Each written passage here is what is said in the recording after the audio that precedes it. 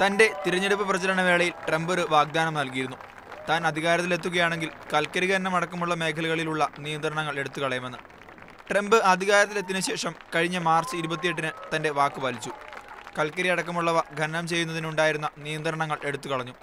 പ്രകൃതി സംരക്ഷണം മുൻനിർത്തി ഒബാമ ഭരണകൂടം നിലവിൽ കൊണ്ടുവന്ന നിയന്ത്രണങ്ങൾക്കാണ് ട്രംപ് ഇളവ് നൽകിയത്. രാജ്യത്ത് തൊഴിൽ വർധനവും അമേരിക്കൻ സാമ്പത്തിക രംഗത്തെ വളർച്ചയും മുന്നിൽ കണ്ടാണ് തന്റെ നീക്കമെന്ന് അന്ന് ട്രംപ് പറഞ്ഞു. ട്രംപിന്റെ നടപടിയോട് പരിസ്ഥിതി സംരക്ഷകരും ശാസ്ത്രജ്ഞരും അന്ന് തന്നെ എതിർപ്പ് പ്രകടിപ്പിച്ചിരുന്നു.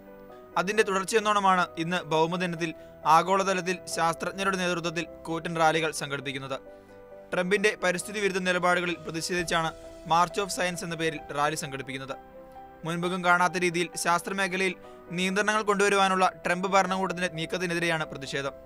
ആഗോളതാപനം വലിയൊരു പ്രശ്നമായി മുന്നിൽ നിൽക്കുമ്പോഴും ഹരിതഗൃഹ വാതകങ്ങൾ പുറന്തള്ളുന്ന വ്യവസായ മേഖലയ്ക്ക് പ്രോത്സാഹനം നൽകുന്ന ട്രംപിന്റെ നിലപാടുകൾ അംഗീകരിക്കാനാവില്ലെന്നാണ് ശാസ്ത്രജ്ഞരുടെ നിലപാട്. ആഗോളതാപനത്തെ ചെറുക്കുവാനും മലിനീകരണത്തോത് കുറയ്ക്കുവാനുള്ള നടപടികൾക്ക് പണം ചിലവഴിക്കുന്നത് അനാവശ്യ ചിലവാകുമെന്നാണ് ട്രംപ് ഭരണകൂടത്തിന്റെ നിലപാട്.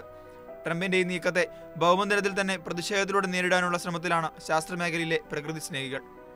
ലോകത്തിന് ഉപകാരപ്രദമായ ശാസ്ത്ര പരീക്ഷണങ്ങൾ നടത്തണമെന്ന ചർച്ചകൾ ഉയർന്നു വരുന്ന ഈ ഭൗമദിനത്തിൽ ശാസ്ത്രജ്ഞർ തെരുവിലിറങ്ങേണ്ടി വരുന്നത് ശുഭസൂചന അല്ലെന്നാണ് നിരീക്ഷകർ പറയുന്നത്.